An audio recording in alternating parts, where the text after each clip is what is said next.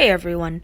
So, ever since weapons were upgraded, where now you can create 5-star weapons, I know a lot of people have been a little confused and have had to make some difficult decisions on how to upgrade specific weapons, especially when it involves a weapon that is bound to a specific character.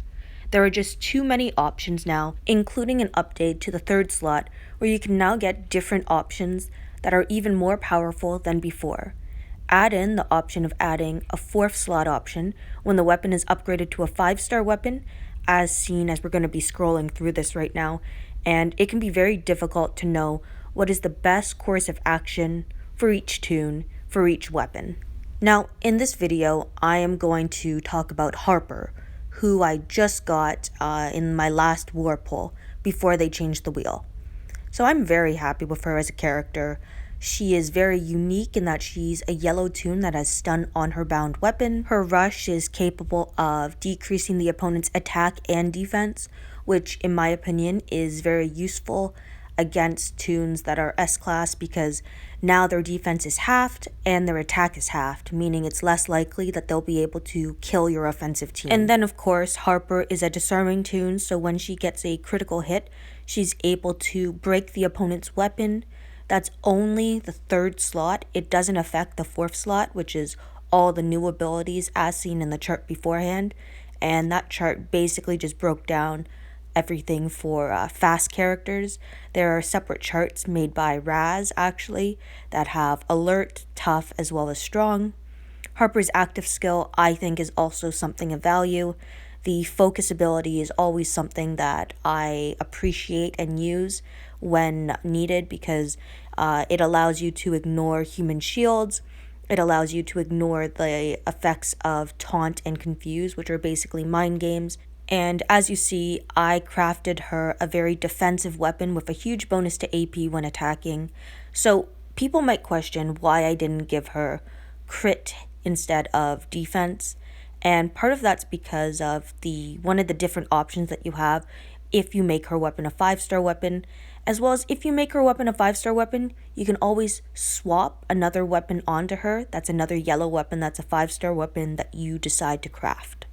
So on a toon like Harper that needs to have a critical hit in order to be super effective in my opinion, and by super effective I mean by being able to disarm the enemy. So destruction, fast crit, so critical expert turns character's base crit chance to 100%, meaning every time she attacks, she should be able to disarm the enemy. Again, that's only the third slot, not the fourth slot, assuming it's a skill that can be disarmed. And by crafting this ability in that slot, it means I can up her defense as well, up to a maximum of plus 50%, which will help her because, again, she's only a 6-star toon, and with S-class characters out there, there's always the risk of her dying that ends up being higher than other S-class characters that have raised stats. So because Harper is a 6-star character, right now I have defensive mods set on her, as well as a critical chance mod, but after I change her weapon, so when she has a 5-star weapon, I can get rid of that critical chance mod and actually change it out for HP, for example, or do like an HP set because I have high defense on her weapon already. Do an HP in the left corner. I could keep the AP drain because she hits 3 times with her rush, so she'd have 3 chances to AP drain the enemy. I could use confuse resist, for example.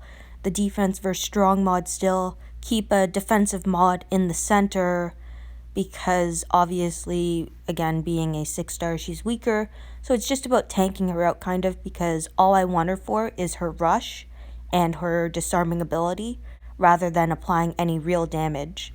Other options here include putting on a graze mod so that she takes less damage, and instead of a confuse resist, because if I'm going to have her focused, I could always switch it up into a stun resist or a different type of resist mod. Now, there are a lot of toons that have bound weapons, meaning that these toons can only use this weapon unless you make it a 5-star weapon and research the weapon swap and then have another weapon of the same trait. So obviously a red toon can only pick up a red weapon, and that weapon also has to be a 5-star upgraded weapon. So there's just a lot of different toons that have these bound weapons that have a unique ability usually, and I would recommend not changing those special abilities because you can craft a separate weapon to put on different toons. A lot of these special weapons are one of a kind, so if you have changed it to something that can be crafted, you might consider reverting it back unless it's something that you absolutely need right now. Then feel free to upgrade it, make it a 5-star weapon, put on a special stat, but really think about that special stat before you make it a 5-star weapon, because once you upgrade it to a 5-star weapon, there's no turning back, meaning the stats that you upgrade it with become the new default stats. So you have to be certain before upgrading a weapon, especially a bound weapon. Anyway, thank you everyone for watching and listening to my video, and don't forget to subscribe to my channel.